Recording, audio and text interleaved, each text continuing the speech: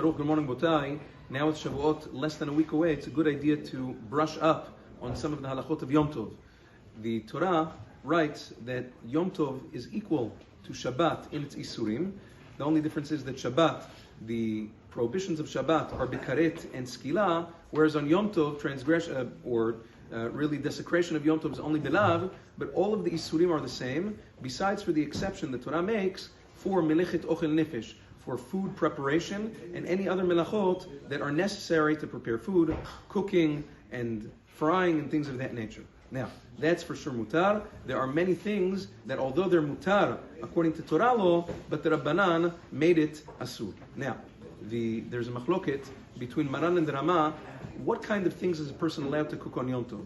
There are different kinds of foods. There's something that's called mefig ta'am, which means if you prepare it early on, the more time goes by, the less tasty it gets. Then there's something that's called eno mefig ta'am, which means it doesn't matter when you cook it, it's shelf stable, it stays for a long time.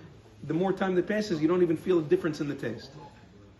Maran HaShulchan Aruch writes very clearly that there's no difference in melechet bishul on Yom Tov, cooking or any other melacha, cooking, frying, grilling, whatever it is. The halacha is that whether or not, obviously, everybody agrees that if it's something that gets less tasty as food goes on, for instance, if you grill meat or if you fry potatoes or whatever it is, the more time passes, it doesn't taste fresh anymore. Everybody agrees that you're allowed to do on Yom Tov. What happens if it doesn't change its taste the more time goes by? For instance, if you make sometimes a jam, a jelly, marmalade, something like that, you can't taste the difference if it was made today or if it was made a week ago. It doesn't matter. Ledat Maran HaShulchan Aruch, it doesn't matter, it's still mutar to cook on Yom Tov.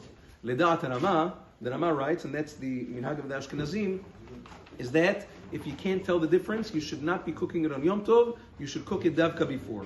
The Halacha, Maran Zichrono Livracha writes in Chazon Ovadia that wherever possible, since there's a machloket, it's preferable to cook these things that don't change their taste, that are not mafik ta'am, before Yom Tov. However, according to the letter of the law, if you didn't cook it before Yom Tov, it's mutar to do it on Yom Tov as well. Bezat Hashem, the following days, we'll speak about some more dinim about food preparation. Yom Tov.